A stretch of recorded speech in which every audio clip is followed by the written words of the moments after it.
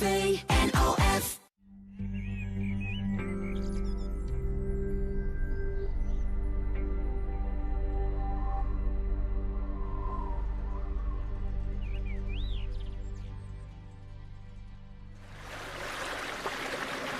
Het is zo gek dat als homo bent of lesbisch bent, dan mag het zeggen dat dat zo is.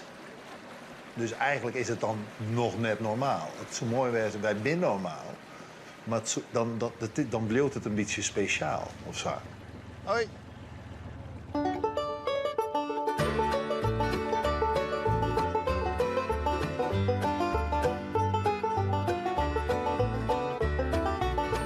Maar ik wist, Joert, dat wij die foto maken moesten. Er komt een Rijnborg.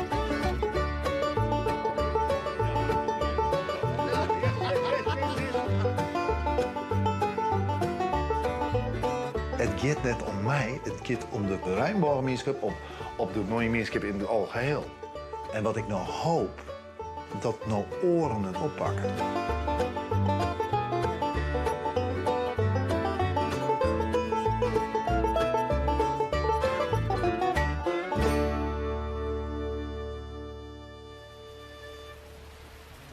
Nou, hoe is het nou mogelijk dat de Rijnborgen verschijnt? Op dit moment. Ik zei altijd in mijn mem, die is er altijd bij en die zorgt vast aan Rijnborgen. Ja, dat doet ze. Ja. Kind je leeuwen of net, maar het gebeurt elke keer. Ja. Dat was vaak gebeurd, hè? Ach man, altijd. Op de dag dat ze staan, stond weer 29 november. Toen, op die dag had ze 2 keer een Rijnborg gefotografeerd. En toen zei ze, het houdt nooit op. De verwondering dat het eerst en het houdt nooit op. Maar het houdt echt nooit op.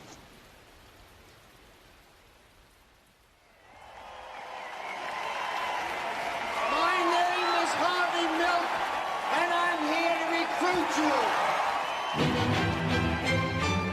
I'm not going to be forced out of San Francisco by social deviants and incorrigibles. We need one of our own in office. We can have a revolution here. Het verhaal vertelt het leven van Harvey Milk, de eerste openlijk homoseksuele politicus in de Verenigde Staten. Die woe iets nuttigs dwan in zijn leven. Hij had de verbindinglijn tussen lesbiennes, homo's, biseksuelen en transgenders, maar ook hun vrienden, hun familieleden. En die had hij eigenlijk bij elkaar gebracht en oproepen op van, jongens, kom together. Laten we staan voor gelijke rechten. Wij binden, wij bestaan ek en wij zijn gelijk, wij zijn hetzelfde. Alleen, wij horen toevallig misschien correct van niemand oors dan de meerderheid. Maar wij binden ek en wij verdienen gelijke rechten eigenlijk. I know you're angry! I'm angry! Ja, ik weet niet. Het is correct dat toen ik die film zag, dat er bij mij een soort van verantwoordelijkheid, dat ik bijna aansprutsen werd van wat ken ik nou doen? Dit is het First Dates restaurant. Vandaag is het Valentijnsdag, de dag van de liefde. Happy Valentine. En voor deze speciale dag zijn er bijzondere gasten. Dat is geweldig. Hallo. Hoi. Hoe is het? Ja, goed. We gaan met elkaar ontmoeten. Ja, eigenlijk in de eerste 4 seconden wist al hoe de vork in de steel zit. En dat wie van, ja, leuk, maar... Maar dat is hem net. Nou, nee. Voor mijn werk voor UNICEF, dan ben ik in Oeganda geweest. En daar zou ik 5 jaar de cel in gegaan zijn als ze hadden ontdekt dat ik daar aan het filmen was. Precies. Voor die documentaire. Ja, dus dat. En sterker nog, ze zijn weer mee bezig dat daar de doodstraf komt. En dat allerergste is nog dat moeders, of vaders en moeders, moeten hun kinderen aangeven als ze weten dat ze homoseksueel of lesbisch zijn. Dat is wel heel verschrikkelijk. Ja, dat blijft wel iets wat mij bezighoudt en raakt. Ja. Ik ben trouwens in Friesland ook bezig met een soort actie. Friesland is de enige niet-regenboogprovincie van Nederland. Echt waar? Oké. Ik heb het wel betocht dat ik het over Friesland hebben zou en over wat de ontwikkelingen hier binnen. Maar toen werd het wat emotioneel, ook omdat het bij mij met te maken had, met de verhalen die ik jet ga. En toen kwam het er niet keer uit en toen dacht ik, nou moet ik trop praten. Geen grut tranendal, maar wel trop praten. Ja, meestal mij wel zin dat het mij rekkert. Het rekkert mij ook. Die vlag wordt in Friesland nog niet gehezen, die regenboogvlag op de provinciehuizen. Terwijl het toch als provincie belangrijk ook is om je uit te spreken van nou, wij zijn voor inclusiviteit. Maar mijn moeder die stak altijd de vlag uit. Dat kon er niet schelen. En ik zou het fantastisch vinden als eerbetoon. Niet alleen voor de homo's en lesbiennes, maar ook voor de ouders die ze omarmen.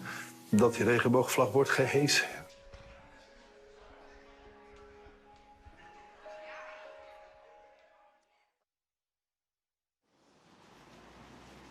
Hey Sipkjan, Hallo. wat is die missie van jou? Ja, dit is de eerste dag richting het en in het provinciehuis. Ik heb dit zelfs van mij ook net betocht. Maar ja, praten. Verbiedingsziekje. Het rijmt nou. Er is nog geen rijmboog en er is nog geen zinnen. Dus het wordt het denk ik nog wel even. En ik vind het best wel een beetje spannend, kan ik zeggen. Ja. Voor de community, voor een protemeesken binnen de community, is deze erkenning belangrijk. Want de pine zit in die Lietse dorpjes, in die Lietse steden, van de mensen die zich stilhouden matten. En daarom is zo'n vlag op zo'n provinciehuis, dat het zichtbaarheid, is zo belangrijk. Hallo. Hallo, hoi, hoe is het? Hey, goed? Ja. Hoe hangt de vlag er hierbij? Nog geen vlag. Nee, nog geen vlag, hè? Nee. Hallo. Hi. In 2016 is de Rijnbogenmosje net onom in de steden. En nu werk je wel aan een nieuwe mosje. Maar het ligt bij een deel van de achterban natuurlijk heel gevoelig. Dus dat is, de vorige keer was er iets... En wat is de gevoeligheid dan? Ja, iets met kerk. Ja, dat de regenboog misschien ook... De regenboog staat voor verbinding tussen hemel en aarde. Ja, dat heb ik van mijn vader. Oh, echt? Dat is theoloog. Voor het provinciehuis in Ljouwen honk van de middag een kwartskofke de Rijnbogenvlaggen. Het gaat om een initiatief van de PvdA, D66, GroenLinks, SP, Partij voor de Dieren en onafhankelijk steedlid Sietse Schukking. De partijen vinden dat er nog een protte werk te doen is op het meet van likwaardigens en acceptatie. Vooral zo'n de recente Nashville-verklaring die het hem uitspreekt tegen homo's en transgenders. Dat was een reactie op die Nashville-verklaring. En wat me heel blij stemde toen en wat me ook heel enthousiast maakte en me ook moed gaf voor wat er nu gebeurde, is dat er heel veel kerken toen ook zelf, de vlaggen bij de Dokkumencentrale waren toen bijna uitverkocht, omdat zoveel kerken die vlag bestelden. En toen dacht ik, komt helemaal goed. Ik hoop dat we ook voor met elkaar, en dat idee heb ik wel, dat we inmiddels wat los zijn van 2016. Snap je? Dus, of niet? Ik niet. Ik heb dat helemaal niet. Ja, maar weet je, het punt is, kijk, als ik met de VVD praat, dat is een heel koor van nee. Nee, dat is precies. Toen is het heel erg omgedraaid. We hadden echt het idee, dat is geen enkel probleem. Ja. En één statenlid, maar één statenlid en je voelt het kantelen. Ik ben niet anders. Ik ben gewoon. En de regenboog staat voor iedereen. Die moeten we niet gaan versmallen. Zeg niet dat wij tegen zijn. Wij zijn juist voor. Maar dan voor iedereen. Niemand wordt hier gediscrimineerd. Dank u wel, voorzitter. Ik weet het verhaal, ik ken het. En het is een persoonlijk verhaal van één iemand met een heftige jeugd en achtergrond, die door familieregels dat uitspreekt. En ik snap het vanuit die persoon, maar hij is niet gedacht vanuit een bredere community en wat er daadwerkelijk aan de hand is. Dat was echt heel heftig. Dus het kan ook wel weer de andere kant op, misschien. Nou, ik hoop dat ik die functie kan vervullen. Ja, dat hoop ik ook. Heel erg. Daar ben je aardig mee bezig. Denk ik wel.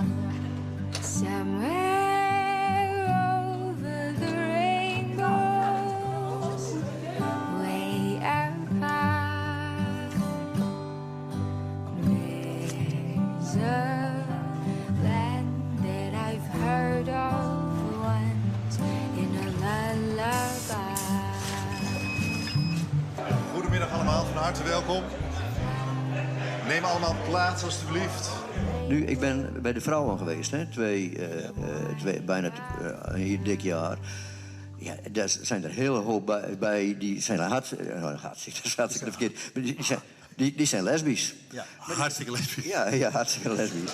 Ja, hoe bestaat het? Hoe weet je dat, Foppe? Ja, maar dat vertellen ze gewoon. Oh, ja. Ze vertellen gewoon over hun vrouw, zal ik maar zeggen, of over hun man, maar die vrouwelijke man. Ze vertellen gewoon hoe zijn leven inrichten. Nou, dat heb ik bij jongens nog nooit meegemaakt. Dus vrouwen zijn daar, althans die vrouwen, die waren daar veel verder opener. En dat betekent ook dat is ook geen probleem.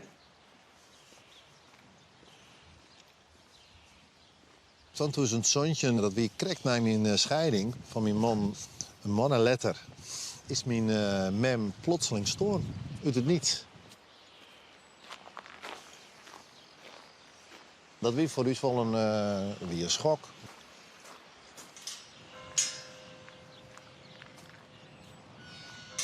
En mijn heid, daar moesten we, mijn broer en ik, voor zorgen van wat nou, wat we te plak. Dat wie zo intens hier dat ik even op adem komen moest. Ik merkte dat ik hier energie kreeg. Daardoor ben ik wel weer omkwam. Ik weer omkwam richting Friesland. En ik weet dat zij mij dat zag.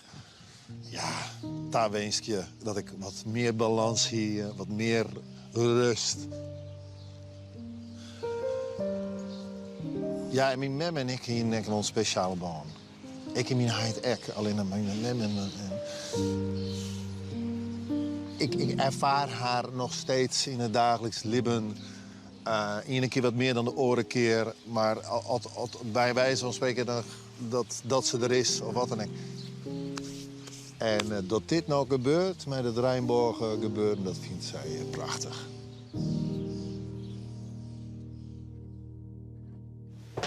Als dan fracties op tafel. Dat is de eerste. Jim bent de eerste. Het vliegend diertje, toen we naar krijgt ziet, toen hier we al redelijk snel een COC-markt. Ja? Ja, zeker. Ja, mooi. Tuurlijk. Hartstikke mooi. Nou, dat is een begin. Die kant uit. Yes.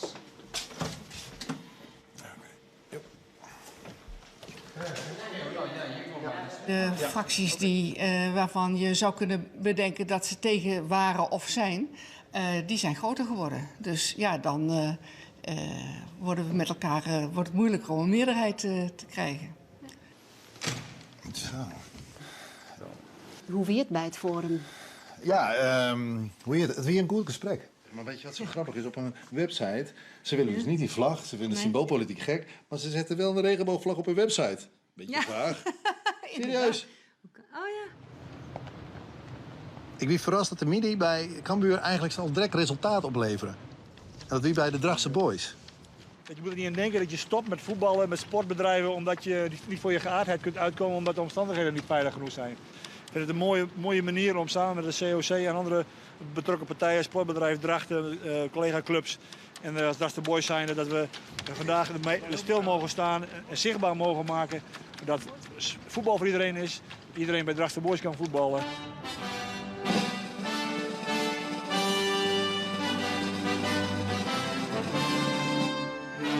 Die stil op een sneun, echt zo'n stille sneun. Och, man. Nou ja, ik weet nog wel dat ik die zoontje hier en ik zie het hier in de varkamer. En dat wie in een weekend, twee weekenden nadat ik erachter kwam dat toch de jongens echt wel, dat ik een keer verliefd ben op een jongen.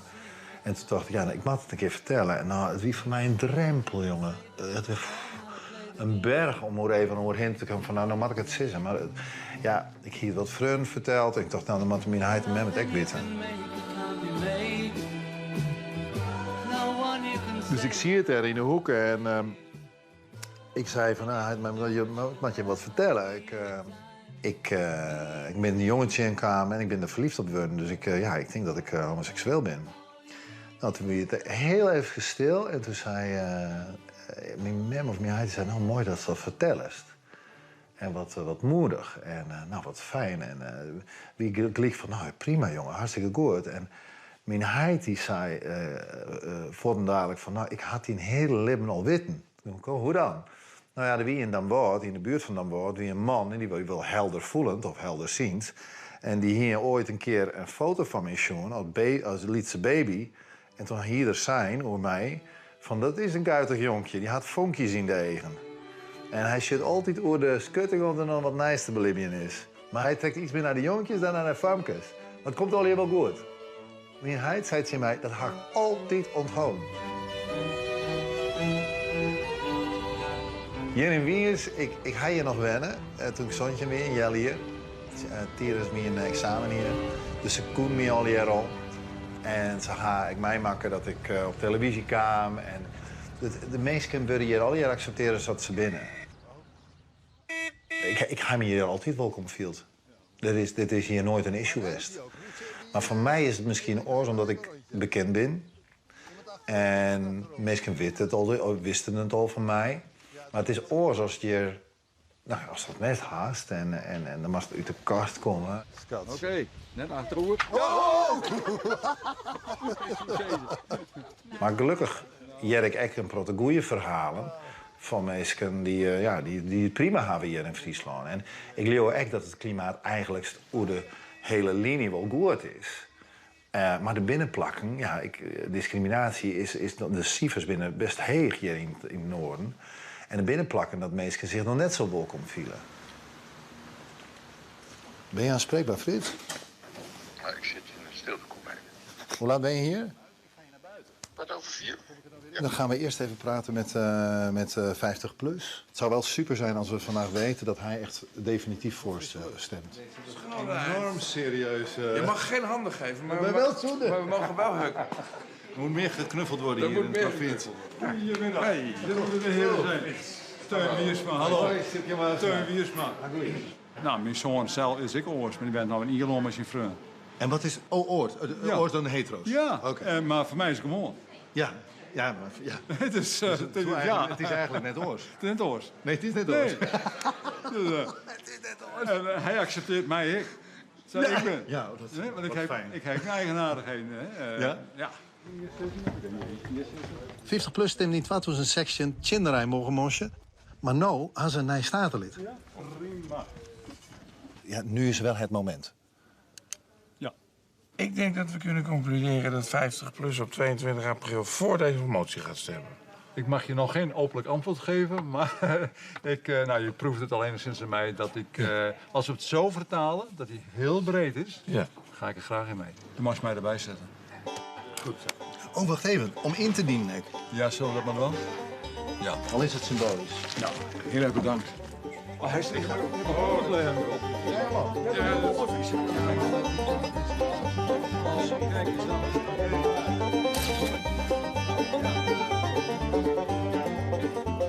50 plus. Dient mede in. Ja. Dus de laatste tijd ik wakker actie viert, campagne viert eigenlijk, door Cyprian Bousema, om die vlaggen toch op het provinciehoes te krijgen. Cyprian heeft met alle fracties wat praten, maar jullie ook ik? Hij komt komende waars bij ons langs. Wat die meesten zijn nodig, ze graag die vlaggen hebben willen. En daarmee stralen wij artikel 1 van de Groenwet uit. En is dat misschien een optie? Een optie is nog wat vaag. Ben je nou als CDA voor die regenboogvlagen aansluiten op het provinciehoes? Ik stem voor die regenboogvlagen deze keer. Omdat ik denk dat we zullen die verbinding wel tussen die groepen moeten lezen. Ja, nou de VVD nog. Affine Fokkens is altijd een voel en eerlijk zinstanderwest van de regenboogvlagen op het provinciehoes. Zo'n beetje om dezelfde redenen als het CDA. Hoi, ja. Wij gaan even het gesprek aan, even in de beslotenheid van deze Kamer. Dus, dank.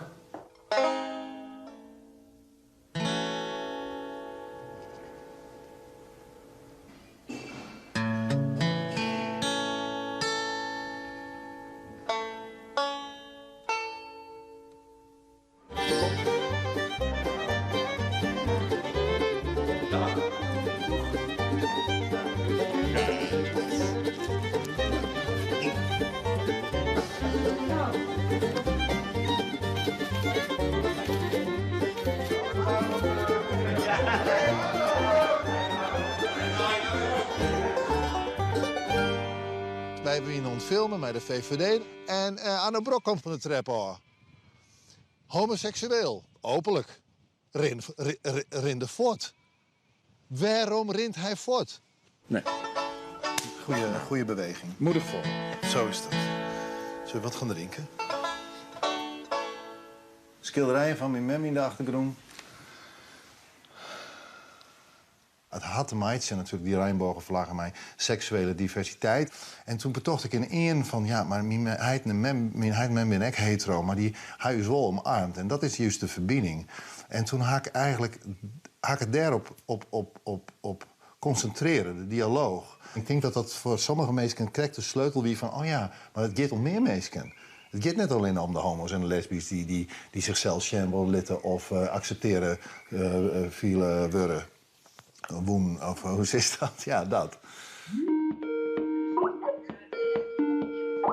Ik vond het heel bijzonder om tijdens de VVD-vergadering te merken dat zij hebben 4 leden. 1 onthield zich inderdaad van een reactie. Maar de andere 3 gaven op hun eigen manier daar een invulling aan wat zij belangrijk vonden. De ene gaf aan dat het te maken had met ongelooflijk, die criminaliteitscijfers zijn veel te hoog. Dat moet naar beneden, we begrijpen. De andere zegt, nee, al helpen we 1 iemand met het hijsen van die regenboogvlag, dan is het nog mooi. En dat was een die ook een dochter heeft die LHBT tot de regenbooggroep hoort. En er was iemand die in één keer de verbinding maakte met het geloof. Hij zei van, voor mij was het ooit het beeld van het teken van hoop. Maar nu zie ik wat voor impact het heeft op personen zelf. Sinds die tijd voert hij in zijn Twitternaam een regenboogvlaggetje. Ja, oké. Ja, maar ja, dat is wel een verbinding. Iedereen mag het op zijn manier ook een beetje uitleggen.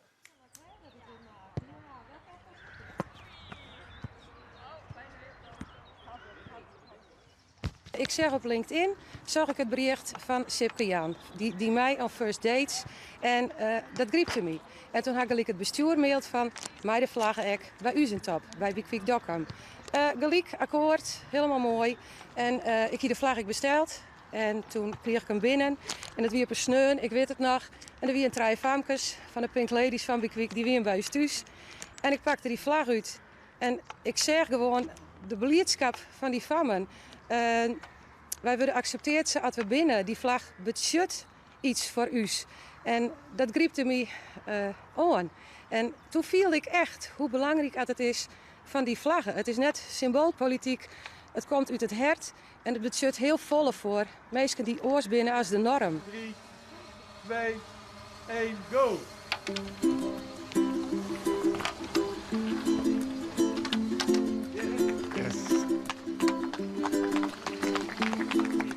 Toen ik 43 jaar geleden hier in de Sielsberg in Dokkum geboren werd, dat was in 1976, was dit ondenkbaar. In die periode was, en de periode daarvoor, was in heel veel landen in de wereld homoseksualiteit of lesbisch zijn of anders dan hetero zijn verboden, niet geaccepteerd. En dat hier in mijn geboorteplek juist nu deze vlag wordt gehesen, vind ik fantastisch.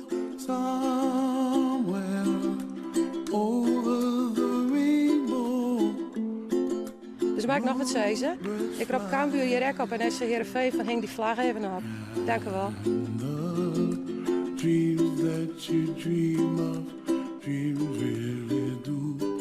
Gisteren werd ik onverwachts gebeld door Wiebe de Vries van de ChristenUnie. Uiteindelijk heeft hij mij een beetje meegenomen in hun beweegreden. Hij zegt van ja, we hebben het gelezen en eigenlijk ja, voor ons staat de regenboog voor een teken van hoop. En ik zeg ja, nou dat is voor ons is dat eigenlijk niet anders. Het was een hartstikke mooi gesprek. Hij zegt op een gegeven moment aan het eind van dit... ja, maar lang verhaal kort. Ik wil even laten weten dat wij als ChristenUnie met de hele fractie voor de motie zullen stemmen. Wow.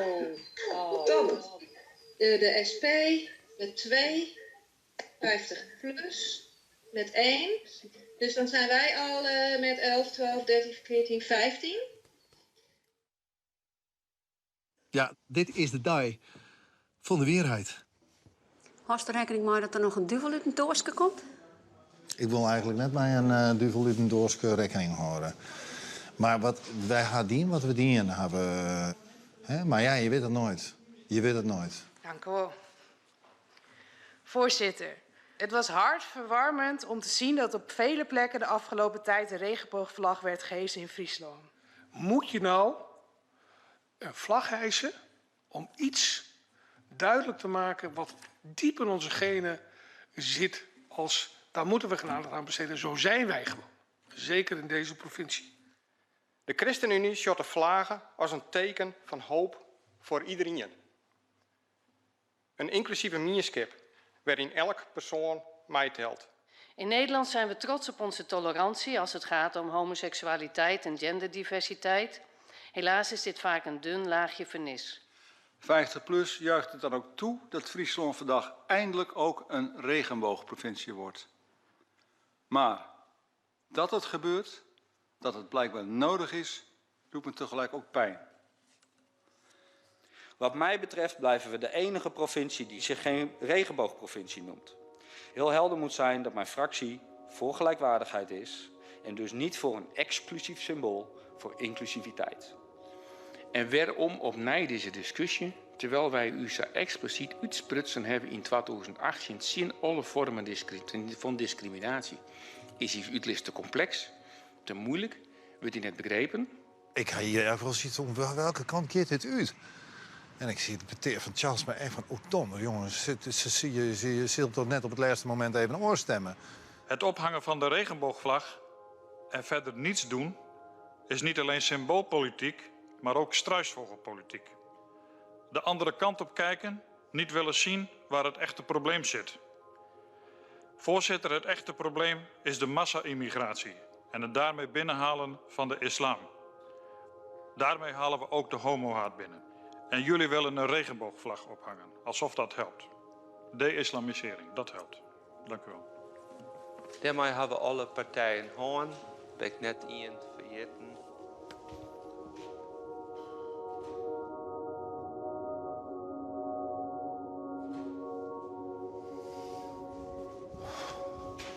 Dat is toch verschil. Oh, Ricky.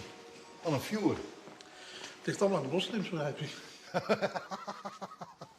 Niet aan de Bijbelbelt. Het probleem speelt natuurlijk met elkaar in Amsterdam, moet je eerlijk in zijn. Ja. Op het platteland zijn het gewoon Jan, Piet, Kees en Chris, hoor. Ja, ja, absoluut. Over Friesland, Rijnborg provincie, heel mooie stemmen. Dan binnen de tretje mensen zin dit uitstel en 30 binnen vraag. En dat is het uitstel ongenomen. Wij onthouden u in dit gebouw vanuit uw neutrale functie van het Waan van Utingen.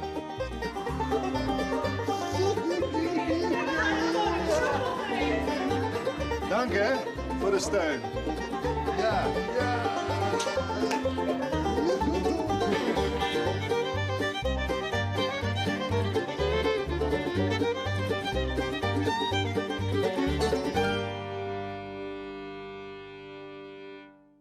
Het moment van de waarheid.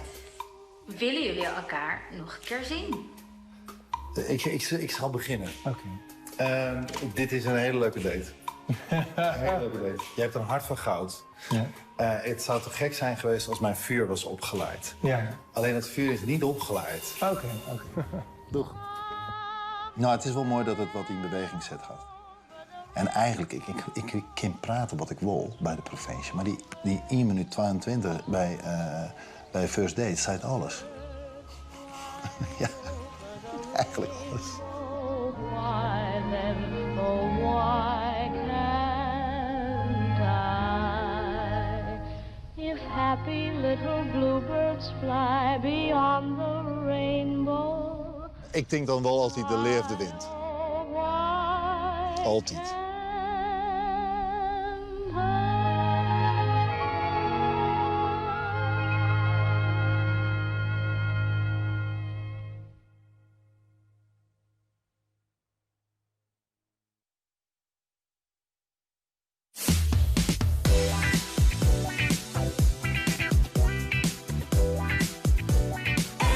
RTV NOS.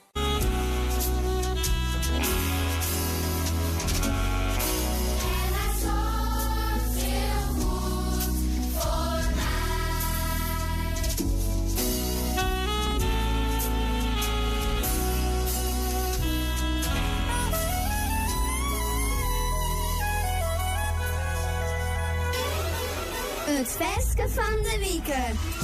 Als ik mijn handen vouw en mijn eigen sluit, weet ik dat jou op me wacht je. Ik vertel graag wat ik jou het verdienen na. Er is geen vraag die ik niet vrije mij. God dank u wel dat ik dank mij. Dank u wel voor je leerde, van je